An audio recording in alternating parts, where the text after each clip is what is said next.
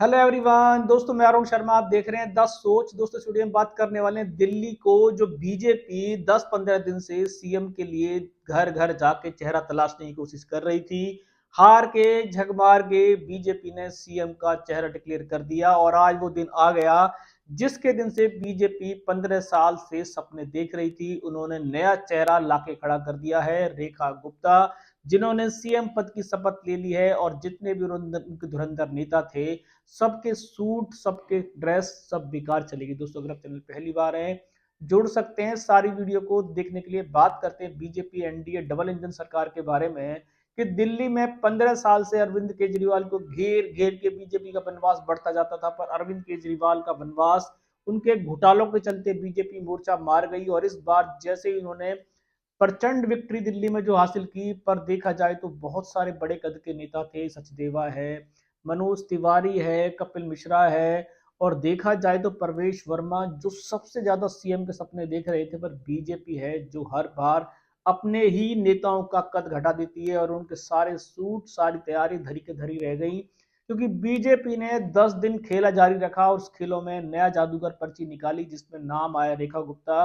रेखा गुप्ता कोई नई चेहरा नहीं है, देखा जाए तो बीजेपी में हरियाणा से रहने वाली है।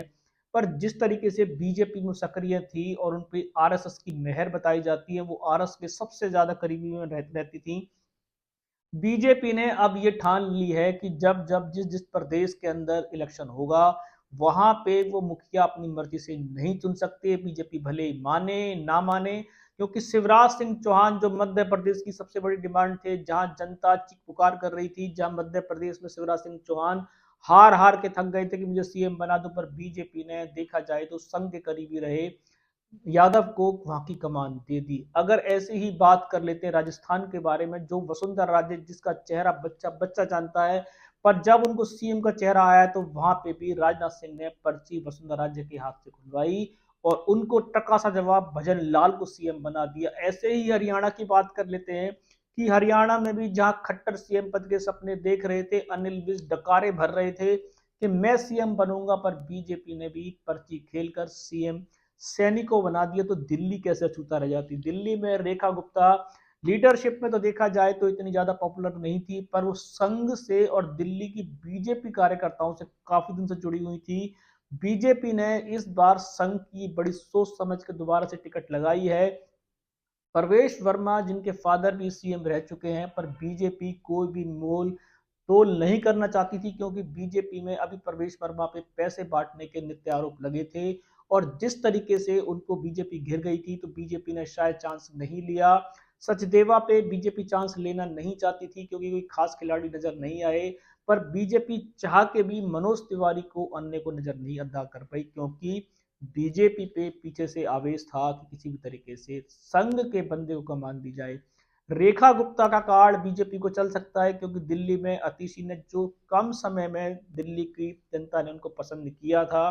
15 साल बाद शायद जनता को महिला मुख्यमंत्री की जरूरत थी, जो बीजेपी ने पूरी की है।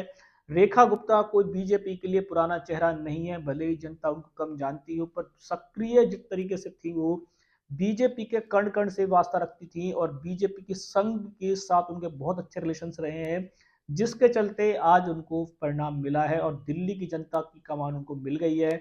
अब देखते हैं कि अतिशी ने जिस तरीके से केजरीवाल के लिए कुछ समय पर काम अच्छा किया था, जिसकी एलजी ने भी तारीफ की थी, पर अब देखते हैं कि रेखा गुप्ता की कमान खुद हाथ में रहेगी, या जैसे अरविंद केजरीवाल कमान लेके बैठे रहते थे, या इनकी कमान भी आगे से चलेगी। इस रुझान पर नजर बना के रखेंगे कि रेखा गुप्ता फिलहाल दिल्ली की भावी मुख्यमंत्री, जिस वो सपने उनको पता नहीं था पर नाम आ गया, जो सपने देख रहे थे उनके धराशायी हुए। प्रवेश वर्मा की रेखा लक्ष्मण रेखा खींच कर रेखा आगे बढ़ गई है और रेखा ने दिल्ली की सत्ता को संभाल लिया है।